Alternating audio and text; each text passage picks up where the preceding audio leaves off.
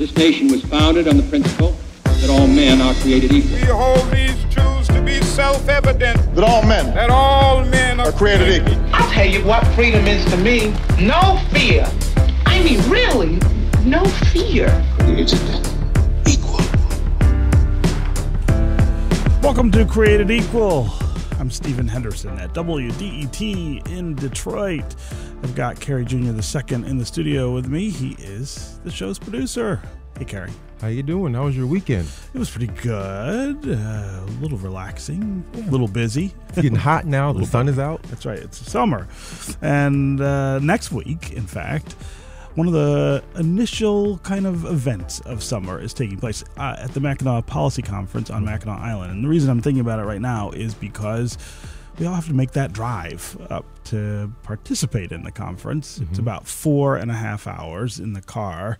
And every time I make that drive, I notice something about the state of Michigan that I don't notice when I'm driving around here in Detroit. I notice how much agriculture we have here, how much of the state's land is dedicated to agriculture, how much of our economy really is driven by agriculture. Yeah, absolutely. I mean, I go up north. I try to at least every now and then. And the vast amount of land that I pass by is at some points it's very serene and tranquil. I enjoy spending time up there, but also I'm out there wondering, all the folks that are out there doing their jobs, working, who get to experience this every single day. Yes. What's it like for them? Yeah. I mean, just to put it in perspective, about 17% of the state's workforce is part of the agricultural industry, which is the second largest industry in Michigan. Wow. It's about 1 million people, and it contributes about $104 billion to the state's economy. So it is not a small piece of what goes on around here. And today we want to talk about some of those folks who do the work to make these farms successful and to make sure that we have food in our local groceries. Increasingly, a lot of them are people from other countries who come here just for the work. They don't necessarily want to be Americans. They don't want to leave their home countries forever.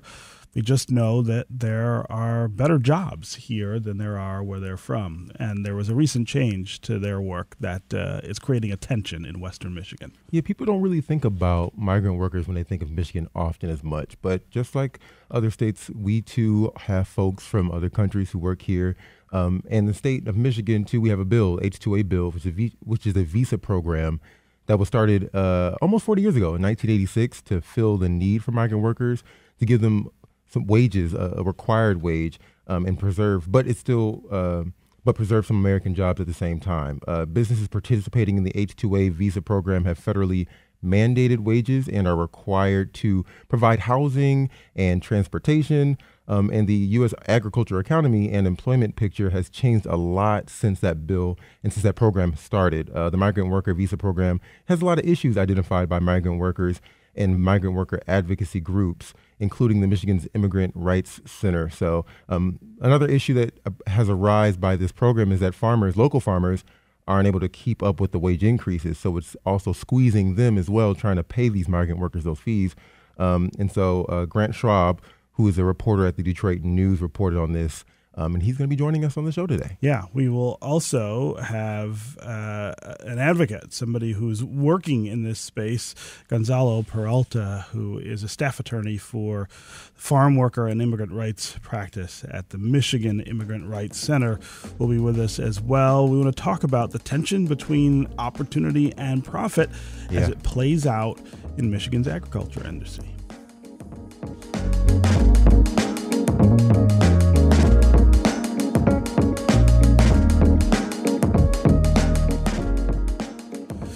Grant Schwab and Gonzalo Peralta, welcome to Created Equal. It's great to have both of you here. Pleasure to be with you. Yeah. Thank you so much for having us. So, Grant, I'm going to start with you. You wrote an article recently in the Detroit News that talks about what's changing with the H-2A visa program and how it's affecting Michigan farmers. Tell us about that story.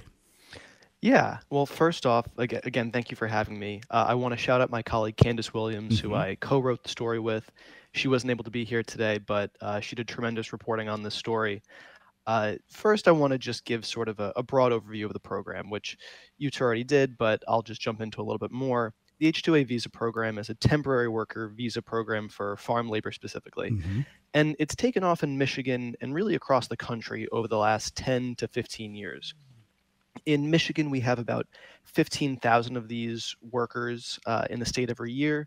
That was around 500 in 2008. So it's Wow. really been a tremendous increase over the last 10, 15 years.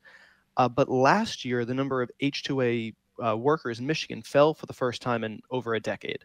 It's still around that 15,000 number, but to have a decline for a program that was rising so much is pretty striking. Mm-hmm. And the number at the center of recent conversations about this program is something called the adverse effect wage rate. You might see it abbreviated as the AEWR.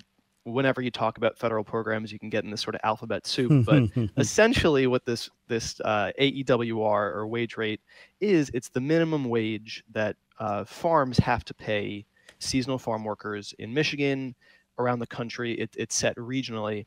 And the idea of having this minimum wage, in theory, is that it's meant to stop farmers from offering super low wages to migrants and undercut U.S. workers in the process. Right. That wage now is it is $18.50 an hour, and it had been rising somewhat steadily over the last 10 to 15 years until the last 2 years when it's risen by $3.78, which is, if you're operating on tight margins, a pretty significant increase. Yeah. So let's talk a little bit about who these migrant workers are. I mean, I think for those of us in Southeast Michigan, this is a little bit of an obscure issue. We don't have this kind of workforce here in Detroit and in urban areas. But as you point out, it's something that has become more and more common in agricultural parts of the state. Who are these workers? So they largely come from Mexico. Mexico is one of the largest contributors of this farm worker population, but they do come from other places in South America as well, or Mm-hmm. South and Central America. And Gonzalo, I perhaps can speak also to sort of the population of who these people are. Yeah. Gonzalo, Peralta, talk about who these workers are and what it is that they're seeking. I mean, I think when we think about immigration here in the United States, and especially in places like Detroit, we think about people who, of course, want to become Americans. This is a different aspiration.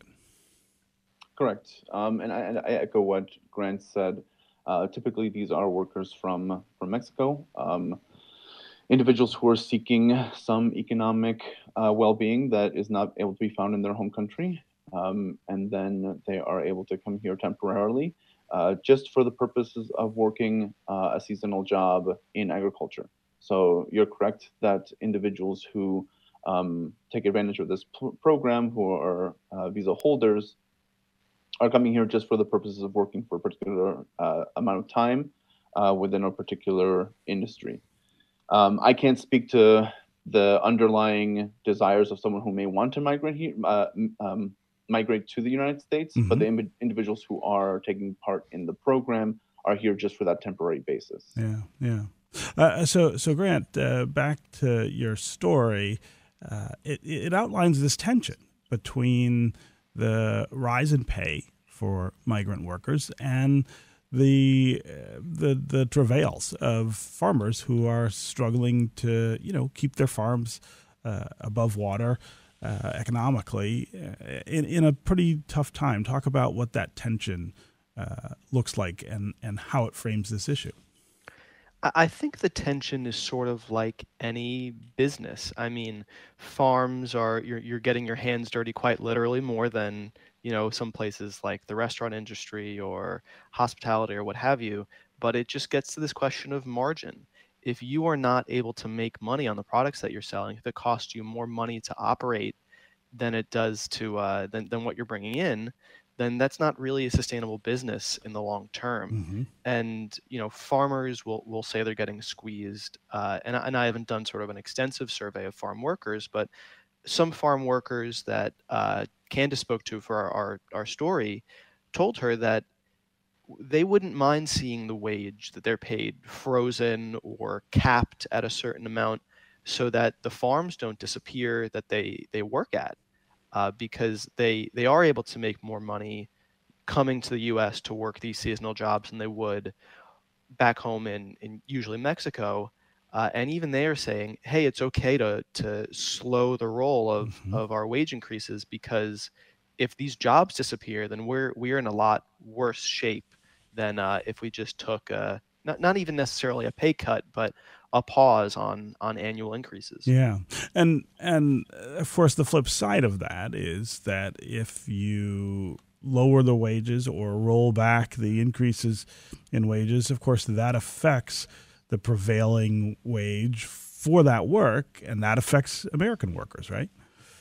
It certainly does, but speaking to some folks who are maybe way more expert on this issue than I am, they've told me that a lot of Americans and also farm workers who came to the United States a long time ago, who here, authorized or not, are aging out of agriculture or aging out of this sort of business.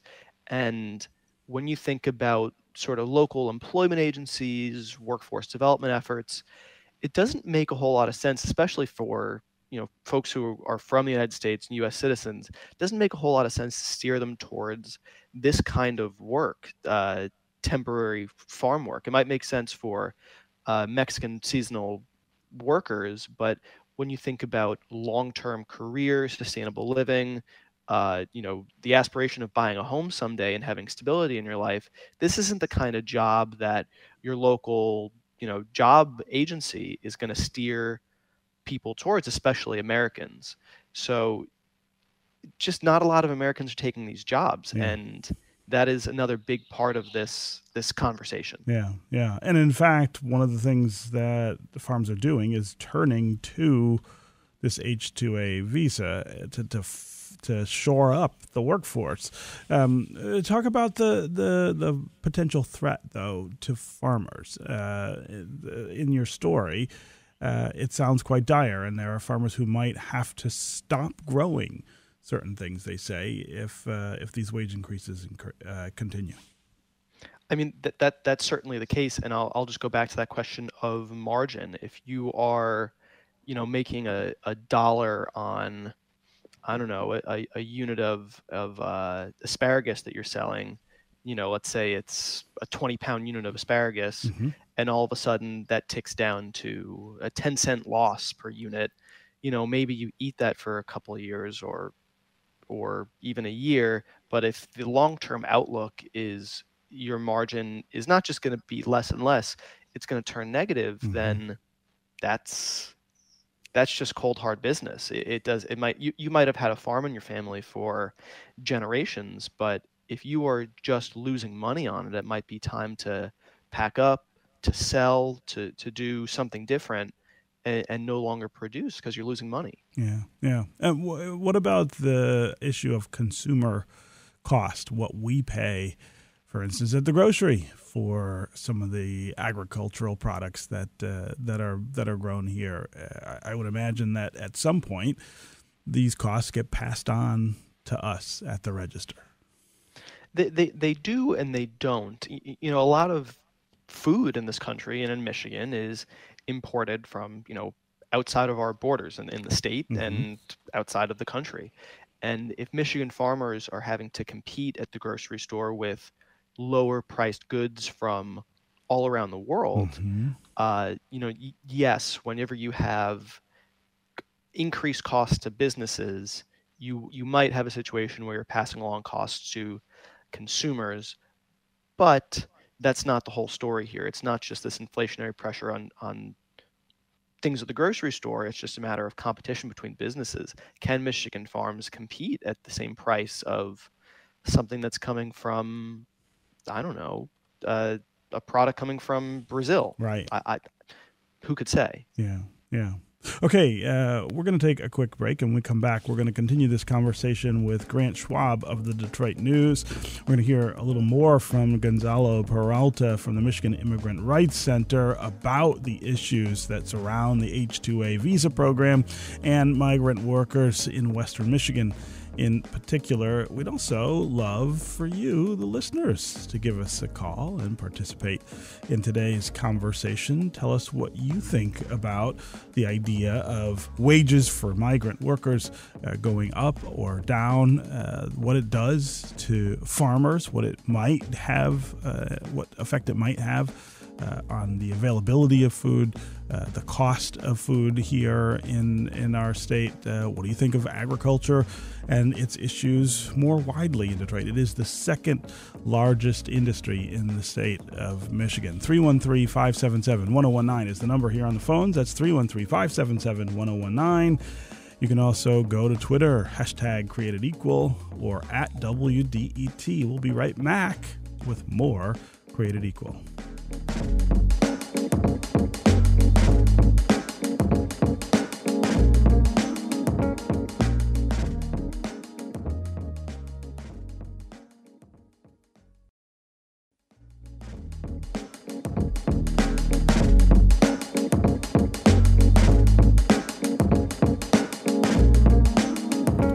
This is Created Equal from WDET in Detroit. I'm Stephen Henderson, and I'm glad you're with us. We're talking about migrant workers in Western Michigan who are the subject of a little bit of controversy right now over the H-2A visa program, which allows them to come and work in our country and has been raising wages for those workers, which the farmers who employ those workers say is going to strain their ability to keep their farms going.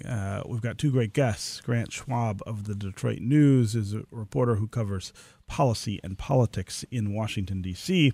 Gonzalo Peralta is a staff attorney for the Farm Worker and Immigrant Rights Practice at the Michigan Immigrant Rights Center. We want to hear from you, the listeners, as well. During this conversation, give us a call. 313-577-1019 is the number. Let us know what you think about migrant workers, their wages, the opportunity that represents, but also the flip side of it, the cost to farmers when they have to pay these wages. You can also go to Twitter and #CreatedEqual or @WDET. Okay, Gonzalo Peralta, I want to talk with you a little more about, I guess, the balance of power that exists in this H-2A system. How much of this is about the government, and how much of this is about the individuals, the workers? How much do they have a say in what happens to them while they're doing this work? In brief, very little. The workers are very much beholden to the applications that are filed on behalf of the employers themselves. Maybe I'm not understanding the question, but the government is merely trying to adjust, since we're focusing on the AWAR, the adverse effect wage, they're just trying to adjust it for inflation. They're trying to deal with the economic realities that we're facing. And the underlying issue of the program is to try to protect and preserve domestic worker wages. The idea is the program is not supposed to displace people in the U.S. seeking that work. I find it very curious, the point that Grant made about how there's not a push to try to find domestic workers for seasonal work when the industry is complaining about the increased cost, when they could use some of their resources to lobby to try to actually get domestic workers, and then they would be having to pay Michigan minimum wage as opposed to the AWAR. Right. So I am a little bit curious about some of the individuals that were spoken to. I don't know many people in many industries that are so willing to take pay cuts. I'm sure that there may be some. I'm not questioning the existence of some more farm workers who are saying that the preservation of their job is more important than an immediate increase in their pay. But I would be hesitant to say that a majority of individuals would not be wanting their wages to increase. Sure. Typically, agricultural workers in general are still working for wages that keep them below the poverty guidelines. Yeah. I think there was a study out of the state of Michigan that reported that wages for industries in agriculture are some of the lowest in industries in general in the state. So I understand the economic points made by the farmers. I am just curious about the actual economic realities, particularly when we see so many issues that are plaguing the ag industry in general, which is why you have specific protections for these workers, because there's an understanding of how vulnerable they are, of how exploitable they are. Yeah. So let's talk more about that, the power that employers have over them, and I guess the conditions that that these migrant workers have to endure in order to keep their work. I think endure is a very apropos word. Yeah. I think you're talking about backbreaking labor. I think you're talking about extremely long hours. You're talking about relying on your employer not only for your economic well-being, but your housing if you're being brought to Michigan in order to work for a place where you're unfamiliar. You are talking about individuals who may take part in the H-2A program and are fearful of raising issues to their employer because they don't want to risk their potential future employment. So you have unsafe conditions, you have degraded housing, you have issues of wage theft, people who, employers who are miscounting hours, or individual farms or organizations that pay per weight, and so that calculation may be skewed. So wage theft is a massive issue across multiple industries, and particularly when you deal with vulnerable populations like we're dealing with in agriculture. So it seems like there are these economic counterweights to the proposition that the AWR is suddenly going to bankrupt the agricultural industry in Michigan. So I fail to see the connection between the longevity of agriculture when you see all these other steps being taken by less than scrupulous employers to ensure that they are taking advantage of their workers. Yeah. This issue also brushes up against the issue of trafficking. Of course, lots of labor issues do, but this one in particular it seems like very vulnerable. The workers here are very vulnerable to people who are involved in trafficking. Can you talk just a little about how we see that play out here? Sure. No, absolutely. I think you're absolutely right. And I think the crucial idea to take away is what labor trafficking is, because I think people conflate that idea with smuggling. And it's not the same thing as like clandestinely bringing someone across the border. This is about an individual or an employer using certain means to coerce certain labor. So you're talking about people who are being defrauded, who are being lied to about the conditions of the labor, to try to bring them into a situation where they're forced to work, sometimes when they're indebted to the employer for being given the job in the first place.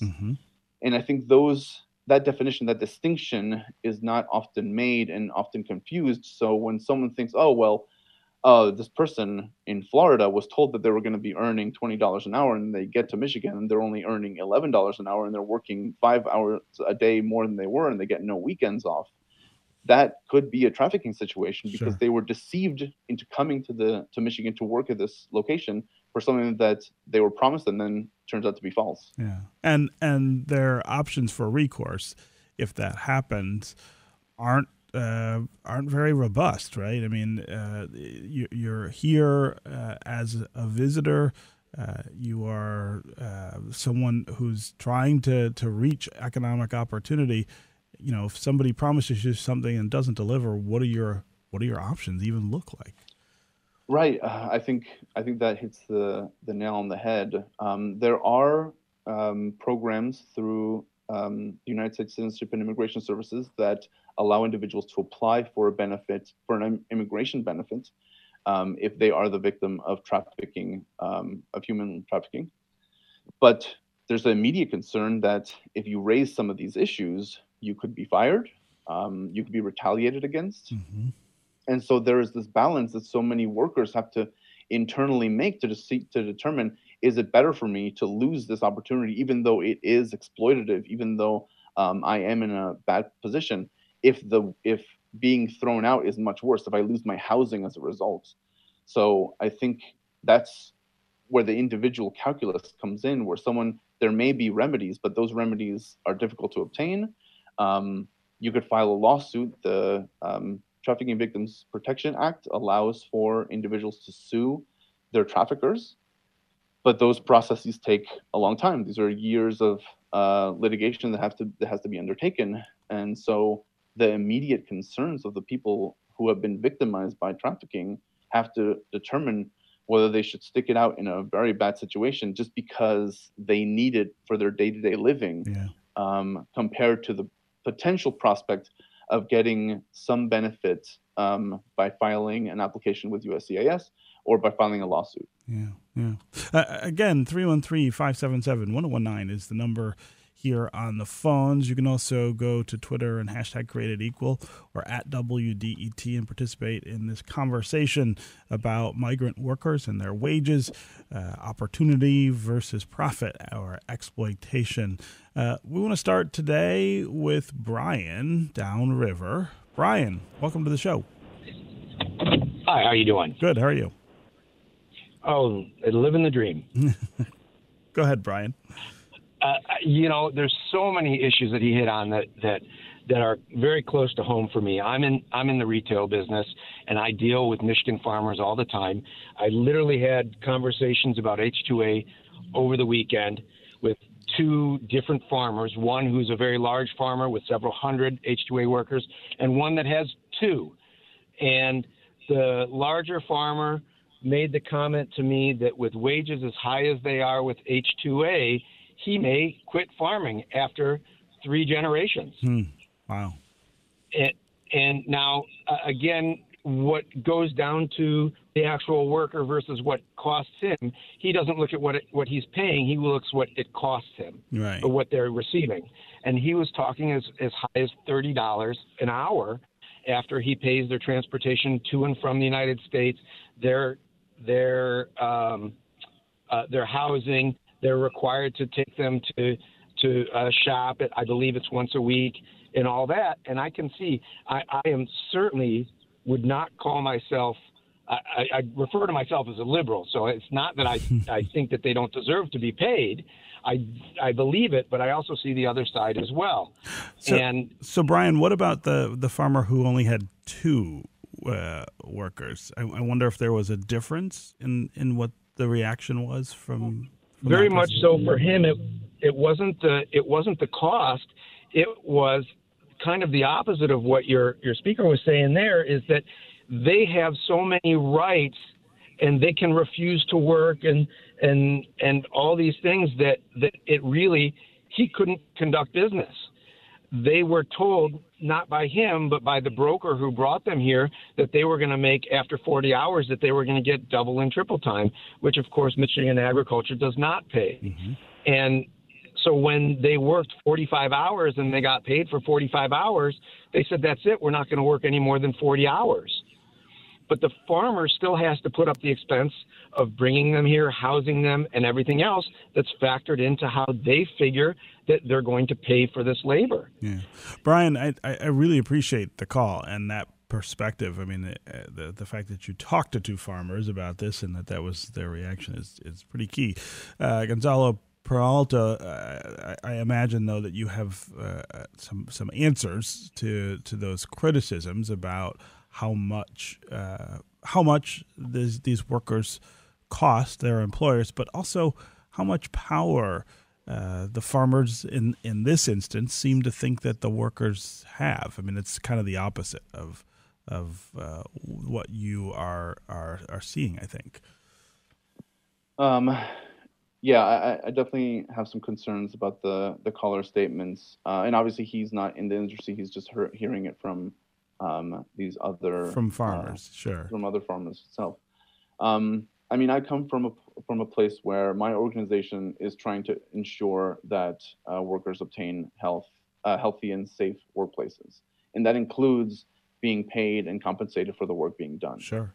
I find it slightly disturbing when there's talking about people having too much rights, as if that's a bad thing, as if the protection of someone's inherent labor and well-being is suddenly has to fall by the wayside when it comes to the economic well-being of the industry itself. My focus is on worker well-being, and I don't believe we should operate within a framework that says that an employer's profits are more important than the likelihood of someone being exploited for their labor. So, I think it just comes. It's a very, unfortunately for me, it's a very simple calculus. So I wonder, Gonzalo, if you believe that H-2A is perhaps part of the problem, not in the sense that we don't need a work visa program, but that the way it's structured perhaps is not quite the way that that would preserve more of the rights of the workers, but maybe also make things easier for the farmers. Can you talk about the limitations of H-2A? I think you're right. I think the program is not applied in a way that maximizes the well-being of workers. I think it's pretty commonly reported that that there is exploitation happening within the program itself.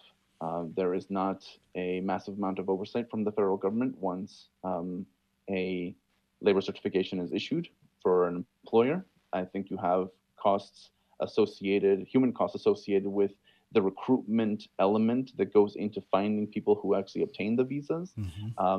There are, again, those trafficking concerns where individuals who become visa holders are told by recruiters that they have to pay back their travel cost, which is unlawful, but a reality in the industry.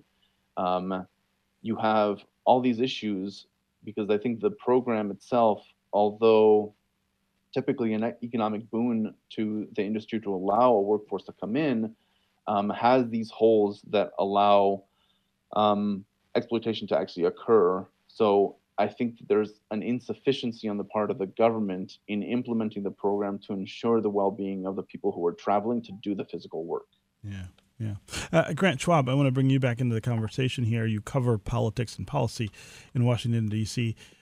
Is there discussion about how we might change H-2A beyond the wage question to make more of a balance between workers and their employers? Yeah, there has been some executive and then also congressional action or discussion on this. On the executive side, the Biden administration put forth a rule in 2023 that tried to boost the protections for these laborers in the context of protecting their right to hear from advocates on their behalf in their housing, to hear from labor groups to say, hey, these are what your rights are. When Tom Vilsack was in Congress providing testimony, I think it was in February, and he was getting questions about the sustainability on the wage side, he answered a question saying, yes, I'm a representative of farms in this country, but I'm also a representative of farm workers. And there are two sides to this equation. So the Biden administration, through what they've said and to some extent through what they've done, they are trying to take care of workers on that side. And then in Congress, while there have been discussions of capping the wage or freezing it over time, to the question of what else is being done to protect these workers, there was in the Farm Workforce Modernization Act, which didn't pass, but has been circulated over the last 2 years, there have been efforts to improve the process for farm workers staying here for a longer period of time. There was the addition of, and I want to get the term correct, a of adding a pathway to certified agricultural worker status for H-2A workers, which would grant legal residency for 5.5 years, while also guaranteeing re-entry to the United States after workers partake in international travel. And that would be, above and beyond what workers currently have. Gonzalo can speak to the legality of this more keenly than I can, but my understanding of the program right now is that workers have to stay or can stay here for up to 3.5 years before they need to leave the U.S. for a period of 3 months before returning. So by having that 5.5-year time window added, that would also be something that is potentially an improvement to the conditions for workers. Yeah. Gonzalo, do you want to talk about what Grant's referencing there? So I know that the Department of Labor, in the issuance of their updated rules, was talking about the prospect of allowing visa holders to transfer their seasonal work between employers, which would allow for some more longevity being in the United States without the need for this travel and retravel. Because I think prior to the issuance of these rules, the visa is tied to an employer. So if the employer's season is over, the individual is obligated to return to his home country. There's a way to make a transition between employers, but that's a complicated process and not often utilized as far as I understand the program. So this would attempt to ameliorate an element of the flawed H-2A program by allowing workers to remain for a longer and more extended period of time. I'm not sure that it cures everything, but I guess one step at a time. Yeah. Okay, we're going to take a quick break. When we come back, we're going to continue talking about migrant workers in Western Michigan and around the country affected by the H-2A visa program. We'll also continue hearing from you, the listeners, on the phones and on social. Give us a call. 313-577-1019 is the number here. That's 313-577-1019. You can also go to Twitter, #CreatedEqual or @WDET, and we can include you in the conversation that way. Tell us what you make of worker conditions in our agricultural industry, wages, opportunity versus profit or exploitation. We'll be right back with more Created Equal.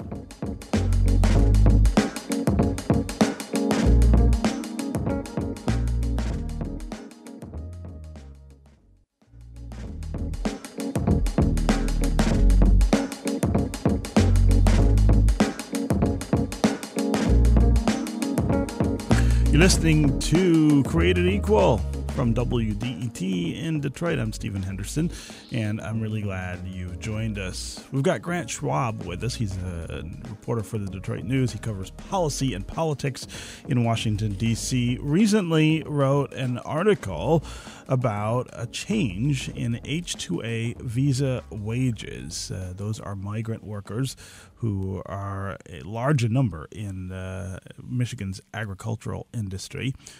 Some folks in the industry say that wage hike threatens the viability of their businesses, of their farms. We've also got Gonzalo Peralta with us. He's a staff attorney for the farm worker and immigrant rights practice at the Michigan Immigrant Rights Center.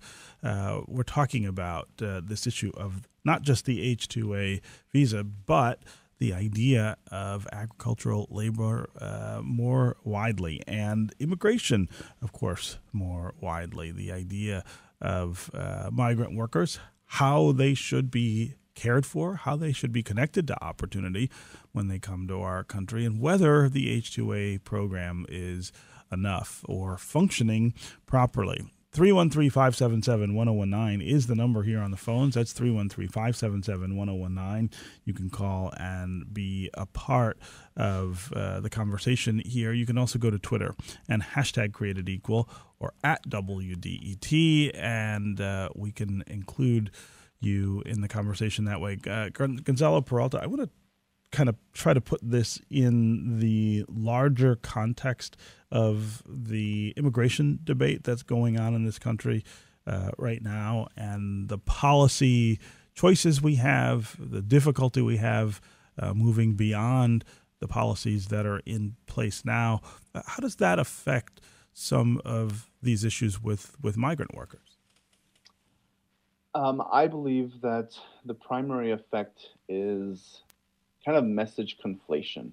And what I mean by that is I think people hear the kind of scary terminology around incoming populations and then assume the worst based on rhetoric that's being employed. And then you have the H2A program, which is supposed to just fill an economic need. And I think that there is this confusion that occurs that's so often not corrected, in the sense of like immigrants are coming to take our jobs. And that's just not the reality. That's just not what's happening. And I think it's very crucial that we understand that so much of these negative talking points that are being thrust upon us are mainly scare tactics, more so than an accurate reflection of what the benefits so many migrant populations bring to this country. It wasn't long ago in COVID where it was finally recognized that so many migrant workers who work in food industries, in agriculture, are essential workers. They're crucial to allowing our basic well-being. But it took a pandemic just to get that final bit of counter messaging to be understood. And I just think that we do ourselves a disservice by succumbing to this fear mongering, as opposed to recognizing the benefits and boons that we receive from migrant populations, who so often do these jobs that so many other individuals are unwilling to do. And I just think it's very crucial to understanding that these are our neighbors. These are the people that help feed us, that take care of children, that do so many things. And that should be highlighted more so than the rare, tiny story that instills fear in people. Again, 313-577-1019 is the number here. Let's go to Paul in Detroit. Paul, welcome to the show. Thanks so much, Stephen. I want to discuss, actually, so a lot of this is really focusing, as it should, on the workers and their living conditions and all of the rights that they have and deserve. And, it was mentioned earlier that the farmers are getting squeezed. And, the pressure from their labor cost was discussed. And then you kind of touched on, what they're able to make at the top end as far as their sales.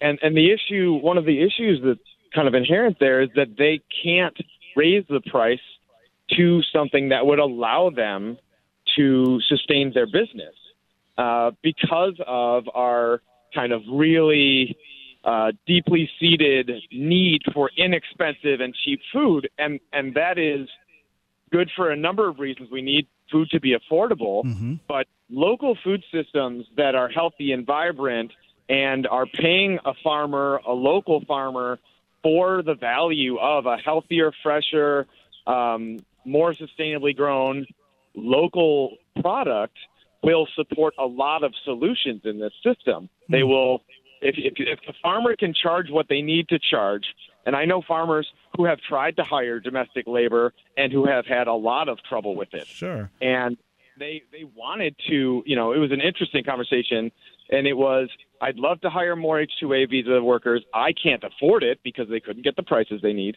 And then also because this is a smaller farmer, this is more close to that sort of two H-2A visa sort of farm.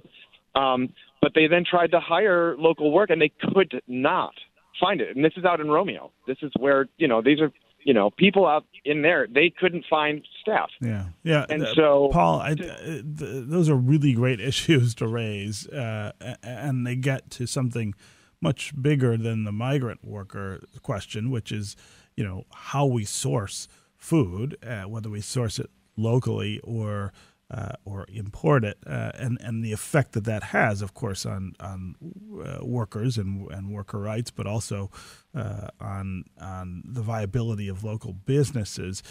Grant Schwab, I'll give you a chance to try to address some of what Paul's talking about, I guess, from a national context. This tension between imported agriculture and local, and then I'll go to Gonzalo after you're done.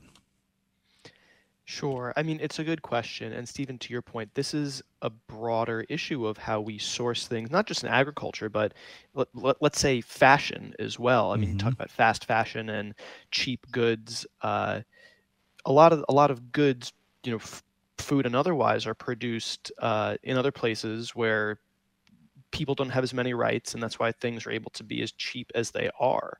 I think to I don't know, improve conditions for farmers here or to make the business more sustainable, you need to ask people to kind of, what I'll say is, internalize their externalities. Every time that you're paying a really low cost for something, there are sort of hidden costs to the world associated with that, whether it be pollution or, using labor where people are treated very, very poorly. In order to raise some of those prices, raise some of those costs, and maybe have them from producers in the United States who have fairer conditions for everyone who works, you're going to need to, raise those prices. And it's an issue of asking consumers, or asking, let's say, restaurants in this case, to pay more for the food where they're sourcing from, with the added benefit of saying, hey, you're paying more, but you get to know that your purchase is coming from a place that treats its workers well, or uses sustainable agriculture practices. But that's just a really difficult thing to ask people. I mean, I would love a world where people are willing to internalize that externality and understand the full cost of everything they're buying. But when you are under pressures as a business or just as a person, it can be tough to look beyond that price tag of, well, this is $15 and that's $16. I'm going to go with the 15. Yeah. Gonzalo, Peralta, what about this question of where we get our food and who provides it to us? I think the caller raised, again, like larger systemic issues and I'm not an economist, so I can't talk about those like loftier ideas.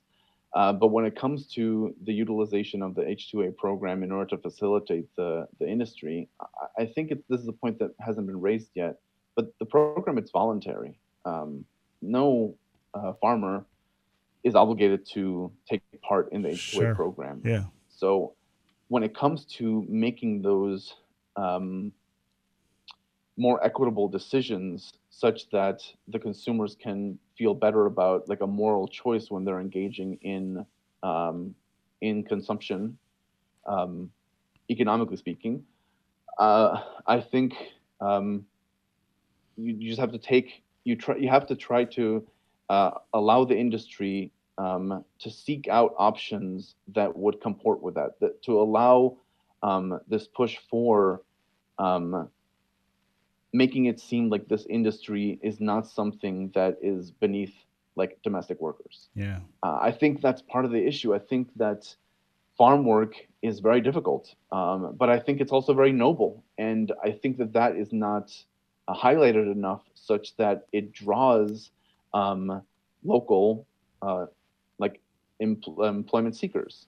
And I think the industry would be better by a push to try to actually make use of the potential labor that exists already in the country, such that it may ideally translate into being able to create an affordable product that is also taking into consideration these economic realities, so that the consumer feels better about what exactly they're purchasing and can choose to purchase something locally. Yeah.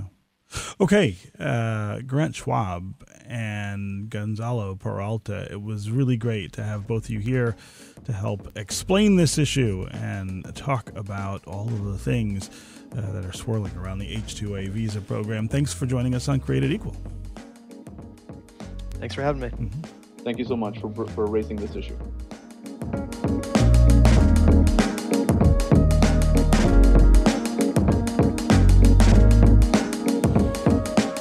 All right, so really, I think, interesting perspectives from both Grant Schwab and Gonzalo Peralta about how much is going on with this migrant worker issue in Western Michigan and all over the country. Yeah, and how much there is still to do. I mean, there's still a lot we have to deal with in terms of the politics of the situation and As Peralta indicated before, too, I think we don't often think about these workers and what goes into this type of industry. I mean, we've touched on that a lot throughout this episode. So I'm hoping we get some movement on this and then we understand kind of the full scope of how it's impacting these migrant workers, what they truly want, and what can be done with this H-2A bill. Maybe it does need an update, like you suggested. Yeah.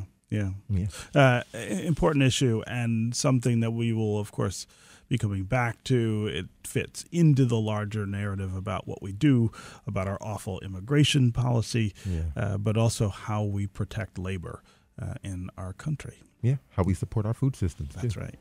Okay, that's going to do it for us on Created Equal. Remember, you can listen to recent episodes at WDET.org. We would also love it if you would subscribe to our podcast.